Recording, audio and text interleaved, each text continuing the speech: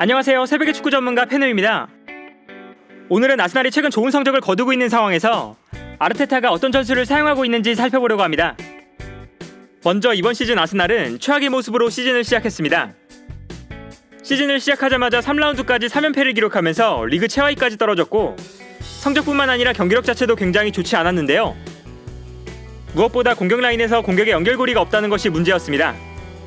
특히 지난 시즌 외질이 떠나면서 공격의 연결고리에 대한 문제가 더욱 크게 발생했는데 스미스 로우가 등장하면서 외질의 자리를 어느 정도 채워줬지만 스미스 로우 한 선수로는 역부족이었습니다. 지난 시즌부터 아스날은 공격 상황에서 스미스 로우를 도와서 공격을 만들어갈 선수가 부족했는데요. 사카, 페페, 오바메양은 중앙으로 들어오거나 혹은 내려오는 움직임을 가져가면서 중앙에서 공격의 연결고리가 되어주는 플레이에 뛰어난 선수들이 아니었고 결과적으로 아스날을 상대하는 팀들은 스미스 로우만 막으면 아스날의 공격을 효과적으로 방해할 수 있었습니다. 따라서 아스날은 스미스 로우가 집중적으로 견제를 받으면 중앙을 거쳐가지 못하고 측면으로 볼을 돌리는 장면이 많았는데요. 아스날의 공격 작업이 유저 빌드업이라 불렸던 것도 중앙을 거쳐가지 못하고 측면에서 패스가 이루어졌기 때문이었습니다. 시즌 초반만 해도 아스날의 패스맵을 보면 중앙을 거쳐가지 못하는 경우가 많았고 측면에서 볼을 돌리는 상황이 자주 나왔는데요. 이러한 상황에서 아스날의 축구에 큰 도움을 주고 있는 선수는 웨데고르라고 할 수 있습니다. 아스날은 지난 시즌 임대로 뛰었던 웨데고르를 이번 시즌 완전 영입하는 데 성공하면서 웨데고르가 이번 시즌 3라운드부터 경기에 나오기 시작했는데요. 웨데고르가 경기에 나오기 시작하면서 아스날의 축구에 발생했던 변화는 웨데고르가 공격형 미드필더로 배치되면서 스미스 로우가 왼쪽 측면 공격수로 출전하고 있다는 것입니다. 지난 시즌에도 아르테타 감독이 종종 사용했던 전형인데 이때 아스날은 스미스 로우가 중앙으로 들어와서 플레이하기 때문에 스미스 로우와 웨데고르가 중앙에서 함께 플레이할 수 있었고 중앙에서 공격을 풀어줄 선수가 늘어난다는 장점이 있었는데요. 두 선수를 활용해 경기를 풀어나가기 시작하면서 아스날은 중앙을 거쳐가는 플레이가 가능해졌고 유자 빌드업에서도 벗어나기 시작했습니다. 경기를 봐도 스미스 로우가 중앙으로 들어오면서 아스날은 스미스 로우와 웨데고르가 중앙에서 볼을 받아주는 것을 볼 수 있는데요. 아스날의 패스맵을 봐도 확실히 스미스 로우와 웨데고르가 중앙에서 플레이하는 만큼 아스날은 중앙을 거쳐가는 플레이가 늘어났다는 것을 알 수 있습니다. 그리고 스미스 로우와 웨데고르의 조합이 좋은 이유는 스미스 로우는 오른발, 웨데고르는 왼발을 사용하면서 두 선수의 동선이 겹치지 않는다는 것입니다. 오른발을 사용하는 스미스 로우는 측면에서 중앙으로 볼을 몰고 들어오고 왼발을 사용하는 웨데고르는 다소 오른쪽에 치우쳐 있다가 중앙으로 들어오면서 플레이하는데요. 결과적으로 웨데고르는 오른쪽 하프 스페이스, 스미스 로우는 왼쪽 하프 스페이스에서 뛰기 때문에 두 선수의 동선이 겹치지 않을 수 있습니다. 두 선수의 활동 반경을 봐도 웨데고르는 오른쪽에서 중앙으로 들어오는 경우가 많고 스미스 로우는 왼쪽에서 중앙으로 들어올 때가 많다는 것을 알 수 있는데요. 여기에 대해서 아스날 축구의 중요한 또 다른 선수는 티어니 혹은 누누 타바레스가 있는 왼쪽 풀백이라고 할 수 있습니다. 스미스 로우가 중앙으로 들어와서 플레이하는 만큼 아스날은 왼쪽 측면 공격에 문제가 생길 수 있는데 이때 왼쪽 풀백이 공격적으로 올라와서 플레이해주는 덕분에 스미스 로우가 중앙에서 플레이해도 측면 공격에 문제가 발생하지 않는데요. 따라서 경기를 보면 스미스 로우가 중앙으로 들어와서 플레이할 때 왼쪽 풀백이 공격적으로 올라가는 것을 볼 수 있습니다. 이때 재밌었던 것은 스미스 로우가 중앙으로 들어오고 왼쪽 풀백이 공격적으로 올라갔을 때 수비적으로 밸런스를 유지하기 위해서 도미아스가 공격적으로 올라가기보다 후방에 남아있을 때가 많다는 것입니다. 도미아스가 중앙 수비수와 오른쪽 측면 수비수를 모두 소화할 수 있는 선수라서 자연스럽게 3백과 같은 전형이 만들어질 수 있는데요.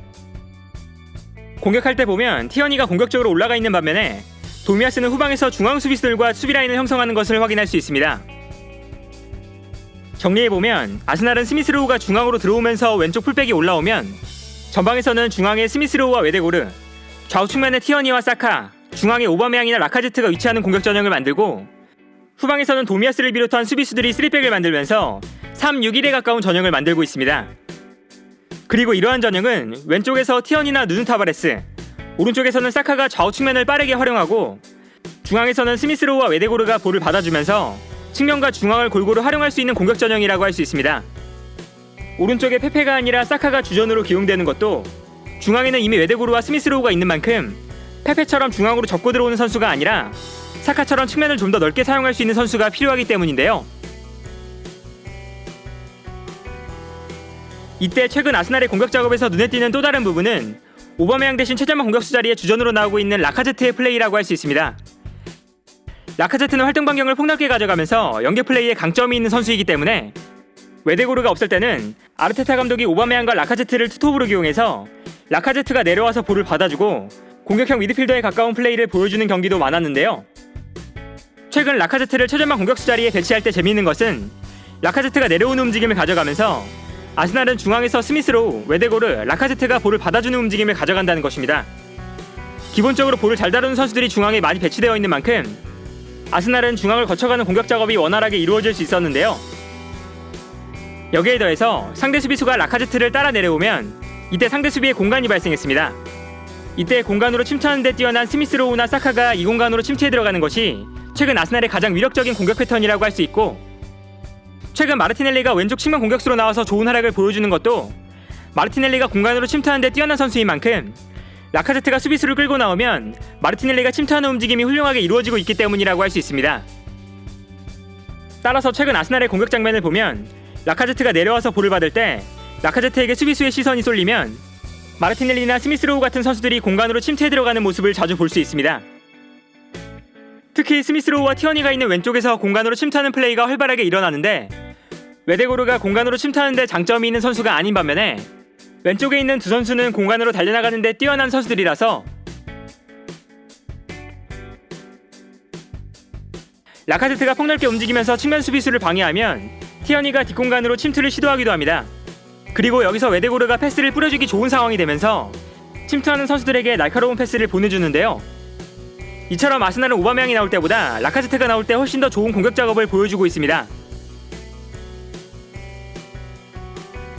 한편 아스날이 공격 전형을 만들 때 생각해봐야 하는 것은 후방 빌드업 상황에서 아스날은 후방에 선수들이 모여있는 전형이 형성되는 만큼 상대팀이 압박할 때 중앙에 밀집할 수 있고 자칫하면 상대팀의 압박에 갇히게 되는 상황이 발생할 수 있다는 것이었습니다. 그리고 이 문제를 해결하기 위해 아스날은 자카와 도미아스가 측면으로 빠져주면서 상대의 압박을 분산시키는 역할을 수행했습니다. 경기를 봐도 자카와 도미아스가 측면으로 빠져있는 모습을 볼 수 있는데요. 이렇게 자카와 도미아스가 측면으로 빠지면서 상대의 압박을 분산시키는 순간 스미스로우와 웨데고르가 내려와서 볼을 받아주게 됩니다. 기본적으로 두 선수는 탈압박과 볼을 전개하는 데 뛰어난 선수들이라서 아스날은 두 선수를 중심으로 편하게 볼을 전개할 수 있었는데요. 이때 재밌는 것은 자카나 도미아스를 시작으로 볼이 전개될 때 사카나 티어니가 내려와서 볼을 받아주는 것이 아니라 스미스로우와 웨데고르가 측면으로 움직여서 볼을 받아준다는 것입니다. 사카와 티어니는 내려오기보다 전방으로 높게 올라가는 움직임을 보여주는데요. 이것이 아스날의 후방 빌드업에 어떤 도움이 되냐면 예를 들어 자카를 시작으로 볼이 전개될 때를 보면 상대팀 입장에서는 아스날의 왼쪽을 강하게 압박할 때 수비라인 뒤로 뛰어가는 사카와 티어니 그리고 정확한 롱패스를 자랑하는 베나이트와 램스데일이 있기 때문에 수비라인을 끌어올리는 것이 부담스러워지게 되고, 그렇다고 뒤로 물러나면 압박이 헐거워지면서 스미스로우나 웨데고르가 편하게 볼을 가지고 전진할 수 있는 공간이 발생하게 됩니다. 이처럼 아스날은 자카와 도미아스가 측면으로 움직이면서 압박을 분산시키고 티어니와 사카를 공격적으로 올리는 동시에 스미스로우와 웨데고르가 내려와서 볼을 받아주면서 훌륭한 빌드업 체계를 형성하고 있는데요. 최근 아스날이 좋은 성적을 보여주고 있는 것은 이렇게 후방 빌드업부터 공격 전형을 만드는 과정까지 아르테타가 원하는 전술이 훌륭하게 맞아떨어지고 있기 때문이라 할 수 있습니다. 특히 시즌 초반 3연패를 기록한 이후에는 14경기에서 9승 2무 3패라는 준수한 성적을 거뒀고 결국 리그 4위까지 올라왔다는 건 아르테타의 지도력이 분명히 좋은 평가를 받을 수 있는 부분인데요. 물론 시즌이 아직 절반 이상 남아있고 아스날이 웨스트햄이나 맨유, 토트넘보다 경기를 더 많이 치른 상태라서 아스날이 4위권 경쟁에서 확실하게 우위를 점하고 있다고 볼 수는 없지만 이번 시즌 아르테타 감독의 아스날은 팬들에게 챔피언스리그 복귀라는 큰 기대감을 주고 있지 않나 합니다. 오늘 영상은 여기까지고요. 시청해주셔서 감사합니다.